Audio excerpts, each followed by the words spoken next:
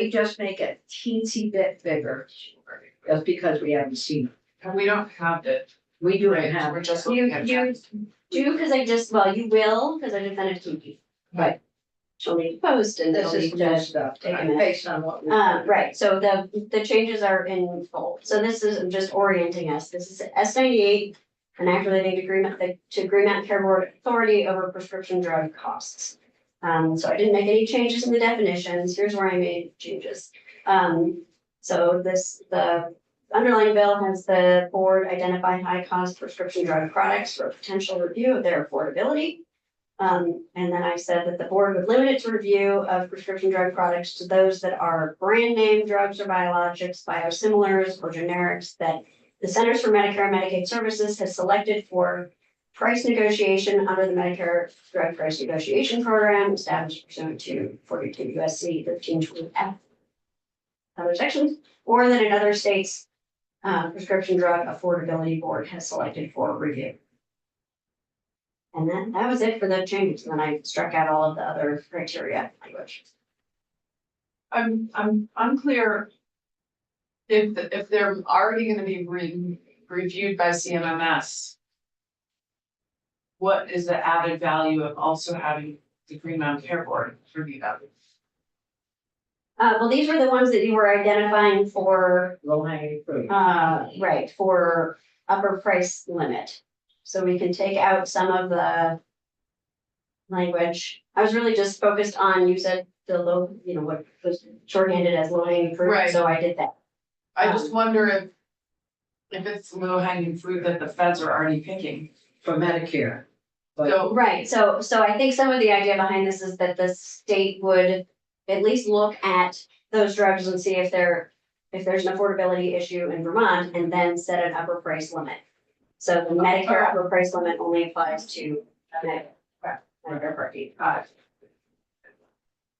And so there's nothing in here about the initial work. This is what they're doing. This is the charge to the board. There's nothing about this would be the first year or. We can put that in, I Yeah, was trying to capture this concept of I understood. what was gonna call the lumping. Understood, okay. All right, that's it.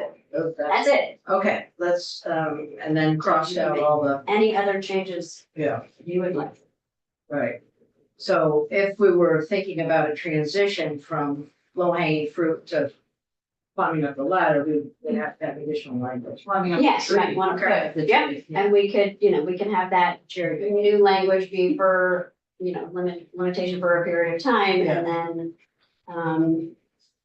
then, or just give them authority to review the others. Right. However you want, Right, however you want to set to it. the extent that they. Okay, so, thank you. That's. Sorry. Okay, so, and Kiki's putting this up, is it on there? It's there now, so you can refresh and get it. Okay, let's go to Susan Barrett. Good morning. For the record, I'm Susan Barrett. I'm the Executive Director of the Green Mountain Care Board. Thank you for asking us in this morning to discuss S98. As written, we would still, at the Green Mountain Care Board, in order to do the work, we would still need significant resources and contractual support, as what I've seen Jen put forward. The CMS drugs is another question that I think we would need to explore. And we may, I'll put something out there for you, Madam Chair, if that makes sense, an idea that I'd like to explore with the committee. No, please go ahead. Okay. So if we were to do some work on let's say like a drug affordability pilot or implementation pilot, we are the board, and to be upfront, we would still need resources, but I could see those resources being less than what is written in the bill. And what I would, again, I'd want to put more details into this, but at a high level, if the Green Mountain Care Board could explore a framework and a methodology and study and research what's been done in other states. And again, I am not asking for a study. I am laying out actual work that I think the board would want to do, pre-work would want to do in order to perhaps eventually do this work. We could do that again with resources. I have some resources in mind, and I can get to that if you want me to, Madam Chair. But we would look at exploring that framework and the methodology to set up an affordability. A board. We're already a board, so the drug affordability work here in Vermont. There's So several. talking about, Yes. Go ahead. Finish No, your thought. Go ahead. Yeah, just several factors that I just want to lay out on the table that we would want to be very attuned to is, what is the impact on independent pharmacists? What is the impact on consumers and patients in getting drugs here in Vermont if this were to go into effect? Understanding the litigation side of this, the legal side of it from other states, and we would want to work with the Attorney General's office on that. But then having the support to do that work and then report back to you with an update on that initial implementation and framework of an affordability structure. You're talking about, you said initially, an implementation program, so I think as we had chatted the other day, it's something about, and David Berman was there as well, looking at a feasibility pilot, Correct. so this would, regardless of what happened, you'd have to do this anyway. This is the kind of work you would have to do, or whether or not we had the full-blown board in place initially. But it would allow for us to take a step forward and then to identify the next set of resources needed. So, if you can provide us with that language for the framework methodology, that would be extremely helpful, because that leads us into the first steps, and knowing also that I never can remember the dates for the Medicare work. It's at 26. I think it's a couple of years. Yeah. Yeah, so this would gives us the time necessary to make a really critical step. And it wouldn't hold the bill up, wouldn't hold the process up till it goes down the hallway. But anyway. Right, go ahead, I Senator. just want to ask a clarification and make, I don't know, Susan or Jen, but the 26th, is that when the CMMS will have its first decision on the drugs? Because didn't they pick the drugs already that they're looking at? 24, yeah, we picked the drugs. So it's 26 is when they expect to have a decision on those drugs, is that right? That's what I have heard, and we can get back to you on that. Yeah, Okay, yeah, those dates always disappear. Okay, Like the negotiations, I think that's what, like, they picked the drugs recently, Right. and now they're negotiating on the prices with the drug 2 years. companies. I see, my gosh, pharma's gonna be so slow to get affordable drugs. Mhm. And So, thank you, Madam Chair, for saying feasibility. I think I left that out, and that is really the key to the lot I have on this. And yeah, that really strikes a chord with me in terms of a feasibility pilot. What would be extremely helpful is to have some of your testimony and then some potential language, I was gonna say framework for what we would like to do here. We can't, we at this stage are not able to say, go do X, Y, and Z. We're hearing from you. we want this to happen. We know that having everything you would need to have a full-blown board is not possible. Or we're making that, maybe it's a false assumption, that when it gets to appropriations, it'll be changed. So we want to make some recommendations to the appropriations committees that this is a doable project. It's an important project. It's gonna save citizens money in paying for drugs. So anything, if you can send us that language, would be greatly appreciated. I will. Bullet points assigned. What is it, It's bullets? just bullet, Oh, the Bullets, language. bullets are good. Okay, just, Okay. yeah, outline. Language is started. Yeah, not language. That would be Bullets great. are And better, actually. what did you say? I'm sorry.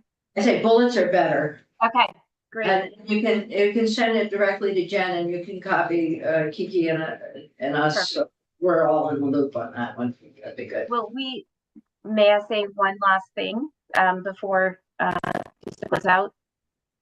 Yeah, please, go ahead. We want this, I didn't mention at the beginning too, we really agree with the purpose of this bill. We also want to be realistic in our bandwidth and ability. We didn't hear that section. You went out. We want to be realistic and clear in the ability and the bandwidth that the board has. As Yeah. you all know, there's the potential ahead model, there's hospital review, which you all know, but I'm just doing my job to make sure that we want to make sure we're resourced properly, and I can send that information to you as well. I've done I've done some research on that, on what we would need. And so, and what would be extremely helpful in that area is, what do you need just for the initial feasibility stage, for the methodology, the framework, and then what do you need for the next stage? Or maybe after that first bit, I'm thinking first year, we're taking the next step. What do we need for that? And maybe, I don't know that anyone can suggest savings to us, and savings that would compensate for that investment, but so I don't know. If anybody can help with that one, that would be great. It's kind of a lynchpin. Yeah, it is a linchpin. So, Susan, thank you. Questions for Executive Director Barrett? Okay, so what I'd like to do is to go back with Jen briefly, because we have some time. And then to go through the bill again. And maybe we can apply some bullets of our own, as we go through the language that's been struck. And the sort of the direction, one of the things that I'm concerned about, that we've heard about, obviously, is we have a whole retail pharmaceutical market with edible pharmacies, and we want to make sure that we're not impinging on their margin. We've heard from them. So maybe there's some things that as we go through the bill and what's struck from the bill, we feel strongly about in the initial feasibility stage. Maybe not. I'm not totally familiar with state agencies, but it was recommended that the Department of Financial Regulation have a look at this. DFR, so a suggestion that DFR do this, regardless, they'd have to set up a whole board and they'd have to go through this. So right now, the Pre-Mountain Care Board has a broad authority for this type of regulation, everything, right, of all kinds of rates, so. Could invite DFR in, but I think. Can we invite them to at least offer their thoughts on the bill? I mean, Yeah, we can do I'm that. not trying to set up a board. Well, that's what it is. I mean, it isn't set up before, but we can invite them in if you want to. I know, I mean, well, what I'm talking about is for testimony purposes to understand, Textual, yes. will I help? Okay, Jen, sure. I think, I mean, whoever the committee wants to hear from, certainly the front. Sure, have done some work around We can reach out to Emily. looking at Brown. pharmacy benefit managers, so they're certainly. Yeah, so we'll do that. We'll have them comment on the bill. Thank you. And we have talked about that, at least I talked about that. Okay, so. And we did hear from the druggist, we heard from Diva. I don't know. No, we'll have to. I don't remember we've heard from Well, what else. Yeah, it's a lot. Okay, so let's look at the bill that you have brought into us. All right, and I realized I did update, highlight a couple of other things, so I can show you those as we go through as well. Just I updated some effective dates and I flagged the one piece I know have been brought to your attention that specifies independent pharmacies around where the upper payment limit would apply, and I just highlighted that so you can Okay, visit that issue if you'd like. So what is it that you are interested in looking at specifically? we're interested in looking at the things that have been crossed out. We'll look at the Okay. language again, the bold. And then look at the crossed out sections just to see what has been removed. And And none of it then, has to be, we can put anything back in. and we can, and theoretically, well, I'll save that for comment, or could put everything back in, that was my comment. Yeah, I mean. Right, we could put everything back in and say, working toward, This one, this X, Y, and Z. the draft 1.1. Burn, yes. Draft 1.1. Okay, so the language that was in bold was about the board limiting its review to products that CMS has selected for price negotiation under the Medicare price negotiation program, or that another state's prescription drug affordability board has selected. And that would, in this draft, at least replace brand name drugs and biologics with certain wholesale acquisition costs or cost increases. Biosimilar drugs with wholesale acquisition costs that are not significantly lower than the brand name biologic reference product. Generic drugs with a wholesale acquisition cost, it's either $100 or more for 30-day supplier course of treatment. That both is $100 or more for 30-day course supplier course of treatment and has increased significantly during the previous year. And then any other drugs that the board, in consultation with the Prescription Drug Affordability Stakeholder Advisory Council that is still established in the bill in this draft, determines can create affordability challenges for the healthcare system and for patients. And then I also struck the board's listing public input on drugs thought to be creating affordability challenges if we're getting rid of all of those parameters. Because it says that meet the parameters in subdivision 1A. Go ahead. No, please. No, it's, Your hand on for. One second. No, I don't have any hand sign. Go ahead. So I missed it. Okay, good. Go for it. Why is all this language being pulled out? I thought this was kind of like the heart of the bill. That these are kind of like guidelines on what to attack first.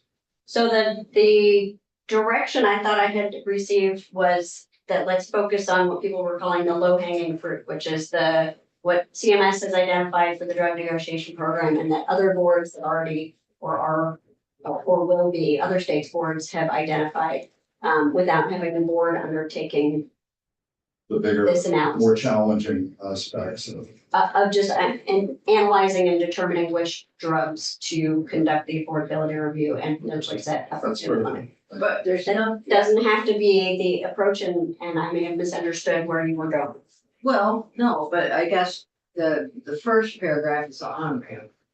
And then the question is, do we leave the rest in for possible? I guess the question is when, and how, and if the next steps could be taken toward these things. And Right, that's- so you could put a date, you could say for some period, the board would limit its review to Yeah. these, and then beginning on a date certain, their review will be expanded to include Right, these additional items and keep the bonus back. Yeah, that's what I was gonna suggest, is that Good, we have like a Yeah. two-tiered kind of yeah, this group, then this group. kind Yeah. of approach. Priority, but we would have to have priority. I think time, sounds like timing. Yeah, timing and priority, yeah. timing and prior, and then we'll also be asking to have an assessment of how much it would cost to do this. I mean, that's part of feasibility analysis, I would think. So is the thinking, I guess I'm needing to understand, you're potentially having the board go off and do kind of a feasibility Framework methodology. analysis, but are you also enacting language with a later effective date? Well, the first bold paragraph, we can just say effective on passage, but then we can ask the board we can ask the board when, if, and how. I mean, we can certainly put, I can put dates in here saying, until X date, limit the review to just these bolded ones, and then beginning on whatever date you choose, expand to also include these other ones. You need to know what those dates are, and it also sounds like you're sending the board out to Right. figure out how they would go about doing Right. any of this, so do you want to hear back from them first, or you're going to send them out more to tell you how and to tell you Putting if? a date certain in there. A date certain for what? For, For when they can start doing the rest. yeah, I mean, we could do, just thinking out loud here. The first, the bold stuff that the low hanging fruit. And so giving them the authority to do that as part of their feasibility study. And then say, asking them to report back. I mean, I guess we need to hear from Susan how long we think sort of the feasibility study would be. Right. Could they do it by January? My guesses are gonna say no, but, Oh, I don't know, they've already started looking. okay, so maybe they could do it by like January I'll take 15th. this down so you can. There's Susan, she's Oh. smiling. She's still there. You're there, you're now part of the discussion, so. And then after, if they can report back by whatever date, and then, you could put the rest of it in as they may do this after the date of their feasibility. Susan? Your thoughts here? I know that you'll be thinking more about this and sharing your comments, yeah. Yes, so thank you, Madam Chair.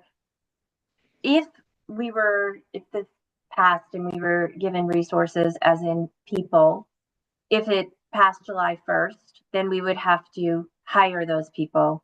To back up, I do not have the resources to do any of this work right now. Julia has done a little bit of research for you all. But so that's the time limitation. A January update would probably be feasible. But I don't want to overpromise and underdeliver. It just in talking with other states, it is quite a big lift. And again, getting back to where we end up on the parameters of the feasibility look, then we could give you a better idea of when that would be done. I hear what you're saying, though. You want to know what, if there's a feasibility stage, then when could we actually start looking at these drugs for the affordability aspect of it?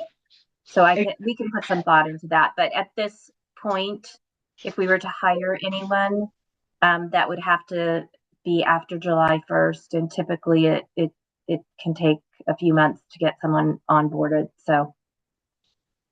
Okay, that helps. So we're not necessarily gonna worry about all the dates right now, but you can send us your recommendations on that. I think the question is, how soon can we ask for implementation of the stuff that's crossed out? And then we may have some changes based on the testimony that we've heard from different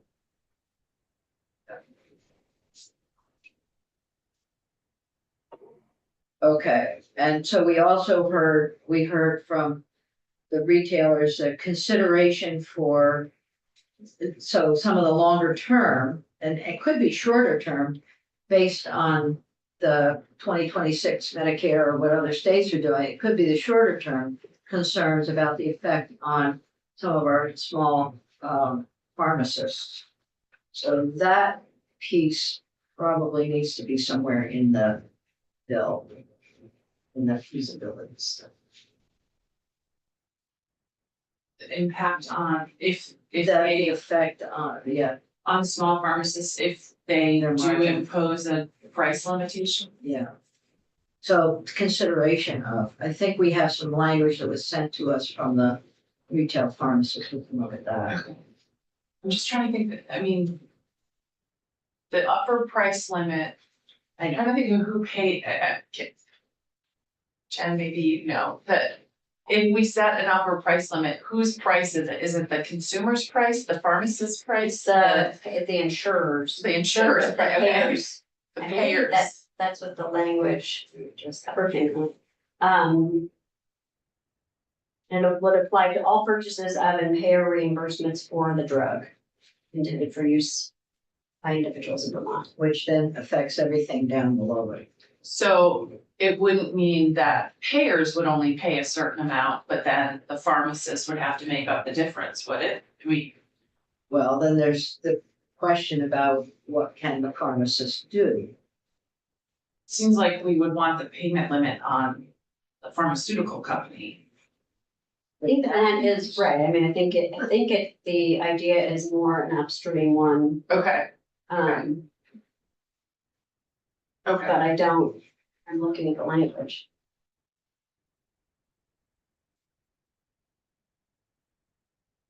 So what we're looking at is the model that's been developed in other states.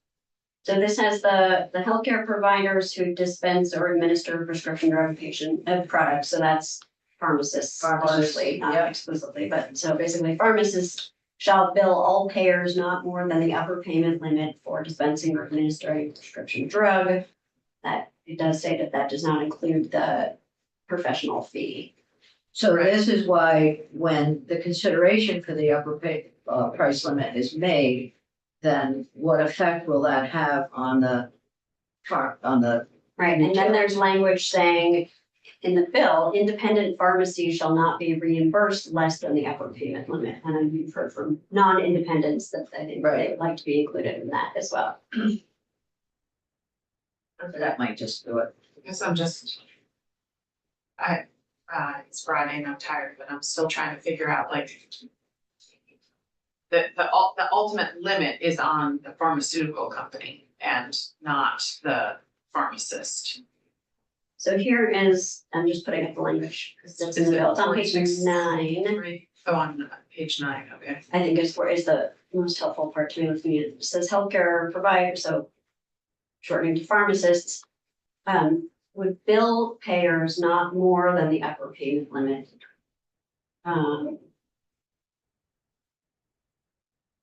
Regardless of whether the payer chooses to reimburse the provider more than that. So the pharmacy is not billing more than the upper payment limit, and the payer in 2 is reimbursing not less than the upper payment limit. So the upper payment limit becomes everything. It becomes the profit for pharmacies.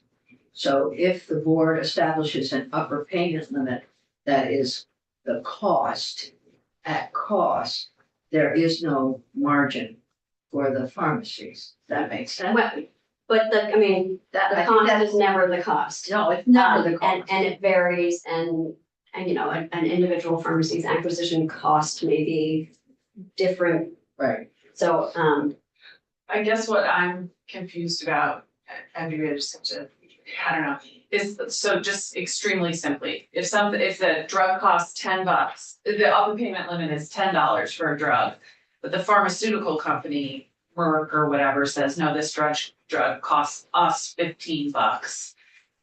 Who's paying that Pharmaceutical. $5? the pharmaceutical company, but that, I don't feel like that's clear. I mean, I think there are more players in the supply chain than this, so we may need to have others explain how this, Questions to be sorted out. Okay, Well, I wouldn't want, I just wanna right. make sure the right person is eating it. Or the right player. This has always been the problem. Okay. All right, so question there, we wanna know. yeah, I mean, The this is implications. model language, so I don't, Yeah. in some cases, I'm building the Right, process and I understand it better, I'm reading through it as well, so we may need to have, the language came from Nashville, so it may be helpful to have. So we'll have to have our experts in again, Dr. We may Sokol. need to talk through what this, Yeah, I think Dr. Sokol was a good, or resource. diagram or something. yes, The flow chart, visual, yeah. yes, I love those. I have a flow chart for that. We don't wanna do that. Let's hear from Dr. Sokol. All Okay, right, let's do that. thanks. Kiki, we're gonna do that. Okay. So then, that's some of the language that has, stimulated some good thoughts. One of the questions that I had is on number 2, the board shall solicit public input. So I'm wondering if the board in that little section there, number 2, page 4, line 17. Is it public input that's needed alone or somehow scrutinizing the drugs that are, Well, there's lots Yeah, of ways for the there's- board. The board is identifying drugs on its own. It's identifying drugs in consultation with the Prescription Drug Affordability Stakeholder Advisory Council. And then it's okay, creating so an everything is opportunity for covered. the public to also say, here's a drug I think fits this. Okay, Yeah, it seems Okay. like it's got a bunch of, Yeah. yeah. there's stuff there, okay. All right. Anything, let's just go through briefly, we've got a few more minutes. Susan, what I'm gonna ask of you is that you go through the bill as well. And then help us with the next step language. What we're trying to do is to have that initial implementation step that hopefully is something that we can get through our appropriations process. And then what would come next? You understand, I think. Not easy. Yes, and as I'm listening to the discussion, I think it would be helpful for us to go through the bill, add our comments. I'll get the bullets to Jen for sure on the framework and the feasibility study, but also going through the bill in terms of what we would do in a feasibility framework versus that, and identifying those parts of it. And then commenting on, as you said, this is NASHP, national language. So there might be something nuanced to the state of Vermont or something nuanced to the Green Mountain Care Board that we may already have authorities on. So we'll share that with Jen as well.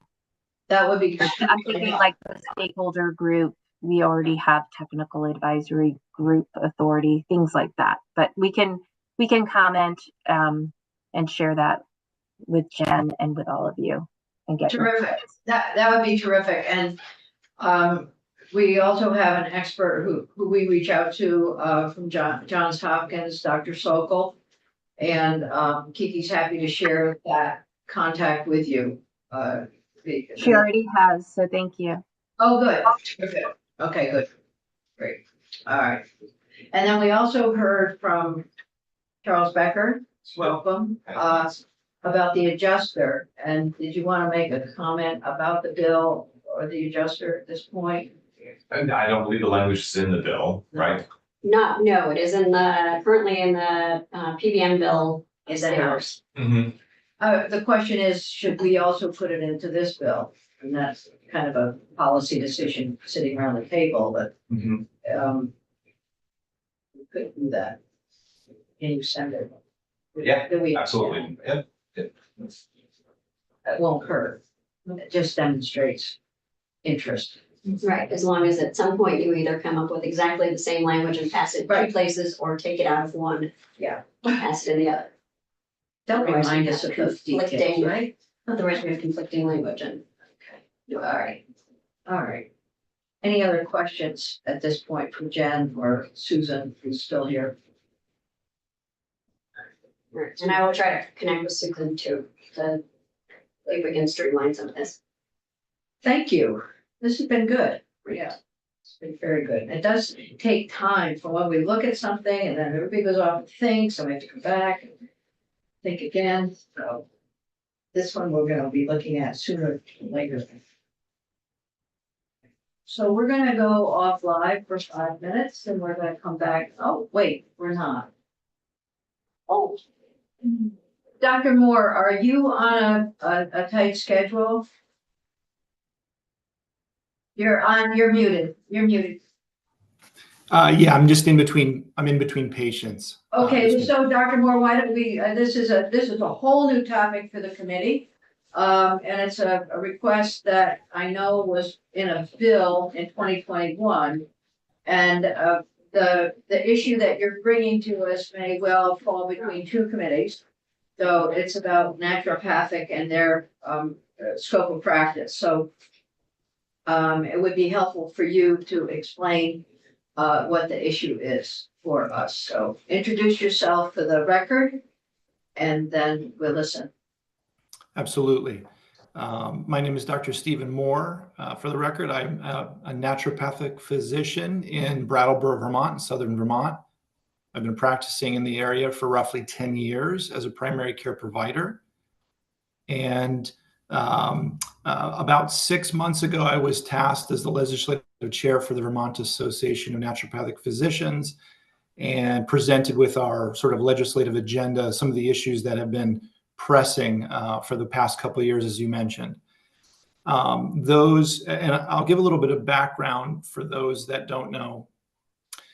In 2009, naturopathic physicians in the state of Vermont were recognized as primary care providers. And I think a lot of what we're going to talk about here in a moment is really not so much an expansion of scope, but just updating some of the vernacular and the terms that are in Vermont statute. And the four major sort of areas where we're seeing issue are pushback in our. Can you hold on a minute? We have a question. Dr. Moore, I apologize. I'm not familiar with the type of medicine that you're referring to. Can you go back one step and just say, hey, this is who I am. This is what we represent. Thank you. Happily, yes. So naturopathic physicians, naturopathic doctors are licensed. Part of the problem is we're not recognized in all 50 states, but we are licensed in 26 states. It currently with more states soon to come, Florida and Missouri as an example. We're represented by a national organization and at the state level as well. Really what sets us apart in essence as a form of medicine is really an eclectic tradition that goes back arguably to the turn of the last century as an organized profession, but hundreds of years. But the idea is that the body inherently recognizes sort of this sort of innate ability of the body to heal. And it's our job to identify that and either support it or remove obstacles to healing. And you'll read or you'll hear there's a lot of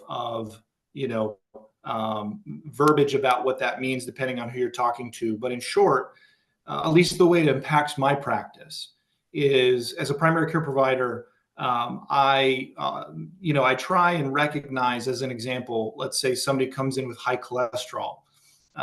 I try and recognize that there's a lot of contributing factors to that. My job is to educate the patient, and ideally through which most people can kind of get around, healthy habits of exercise and diet.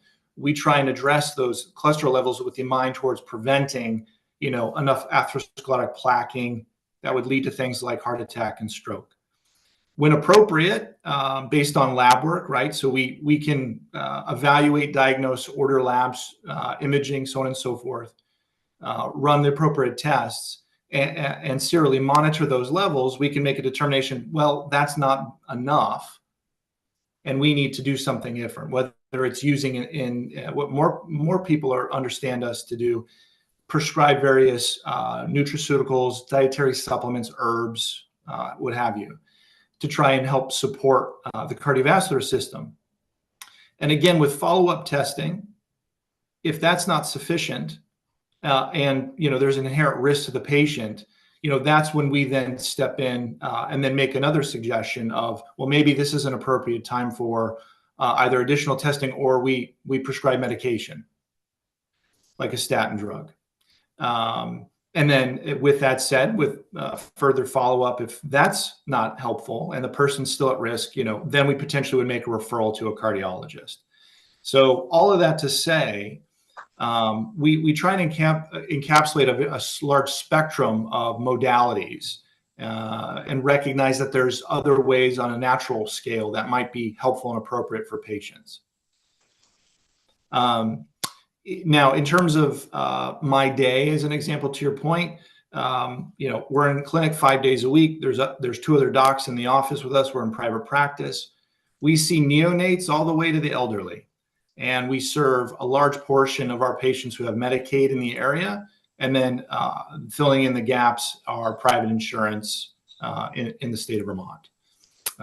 And where we're going with the legislative push that we're asking for, what we're coming up against is, as our patients, as we've known them for years, and in my case, knowing some of my patients for over almost a decade, as they age, we potentially will come up to issues with being able to sign off on things like DNRs and COLSTs, being able to participate in Act 39 and be able to sign off on death certificates. And we've had a couple of my colleagues in the state who've been that person's primary care provider, who the patient passed away, and unfortunately the family was left kind of reeling because the Department of Health wouldn't accept a signed death certificate by a naturopathic provider. Because of state statute. And so the family's trying to, figure that out. So as you can imagine, it's a precarious situation that will happen from time to time. And then those 4 areas, what we're really looking for is updates and inclusion into the terms clinician and healthcare provider, depending on which title and subchapter we're looking at, which I can also provide reference on. So do you have this in writing so that we can put this up? Because a lot that you have. So what I'm hearing you ask for is the ability to sign off on a COLST. Correct. Can you say what that acronym means for the committee? Clinician order for life-sustaining treatment. Say it slower, please. Clinicians' orders for life-sustaining treatment. And in other states, it's known as like POLSTs. Right. And so, and so currently, do primary care physicians have the capacity to do that? And from our perspective and what we've read and in our conversations with Department of Health and OPR, it appears that primary care providers are counterparts in other disciplines who are serving as primary care providers in the state. They can and do. We are excluded from that. Okay, so then your other significant requests, I think, I'm trying to remember all of them. I think you said 4, but the next one would be signing off on death certificates. Does it all include birth certificates? And if I may, really quick, the 4, the other is just included with COLST, sign off on COLST as DNRs, which can be a part of that, as I'm sure you're well aware. Okay. And do not resuscitate orders. Yeah. And then, as you were saying, in terms of birth and death certificates, we're looking for clarification.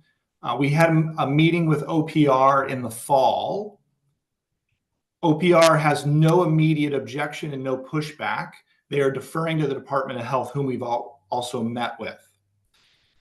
Birth certificate did not come up as an objection. And part of that is because as naturopaths, we have a special endorsement for naturopathic midwifery, which would include, as a part of the current legislation or laws, they have to be able to issue birth certificates.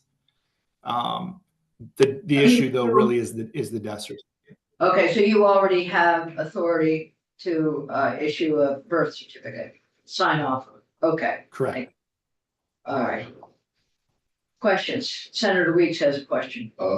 What's the vehicle for this request? Is there a bill or something to advise?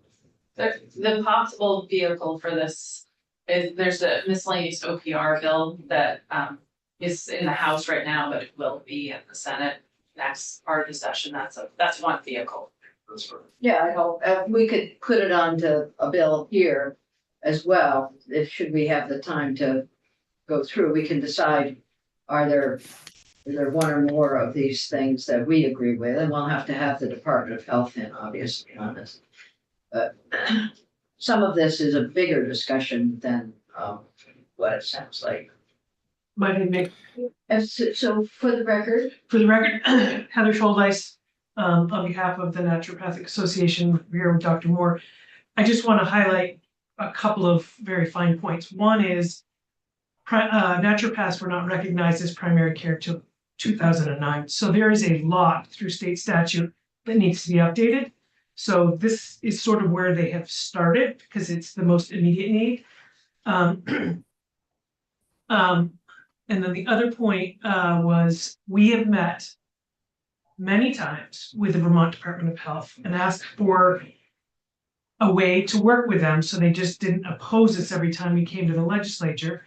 And we had several meetings with them in the fall, and finally in December I said, can you please let us know what your determination is? And they said, yeah, we looked at the statute and you're not allowed to do this. Well, we were trying to work with them to come to a place that we could all be, at least, even if we disagreed, we could come here and understand why. We don't know if it's, they think the education or the training or what have you is not enough. We haven't got any clarity. okay, so we do need to have the Department of Health in, and we can ask them some of the questions that you've generated. Yeah, good.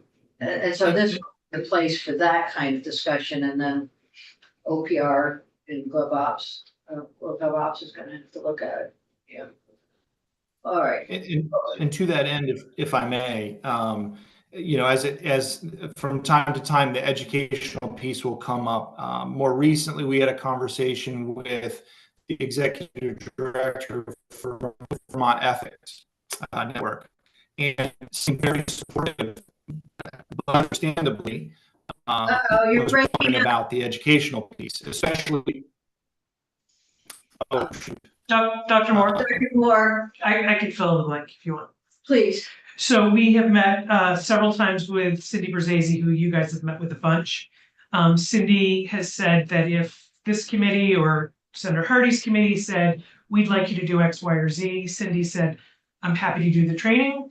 I'll come to you, you come to me. I specialize, I can adapt it however you want. We've met several times with Vermont Patients' Choice. They've said the exact same thing. And so it really is, what do you all think that is missing that they should have? Because they're happy to do extra hours of training or education. Okay, CMEs. Yep. Okay, so, thank you for this. This is a new issue for us, obviously. And, we hear that there is a vehicle that could happen after crossover. I don't know how much time we're gonna have pre-crossover, but we'll maybe do something. There could be bills that fit in this committee, but I think it might be a better idea for us to take some testimony and give it a little time and then have GovOps look at it as well. That might make GovOps feel better, I think, too. And then we can sort through what are the priorities here and what's doable based on what we hear from testimony. So I have some folks who may want to test here. Okay, so thank you for being available this morning, and we will certainly reconsider the request, but it's important for us to have it in writing so we know what it is we're talking about. We'll do. Thank you. Okay. And so what I do, I will ask one question, and that is, I know there was a bill in 2021 that was not acted on, but this is different from that bill. So I don't know. You may not even. I think it's before both of our time, He's pretty, but we looked it up and we Okay. put it in writing. well, we'll forget the bill. We're just going after the list that you have. Thank you. And, back to your Okay. page. Thank you. All right, Thanks. yeah, take care. Thank you very much, everybody. All right. Whew, that's good. Thank you very much. Yeah, no, thank you. Thanks for, bringing Dr. Moore in to us. Let's take offline for 5 minutes and then we'll come back.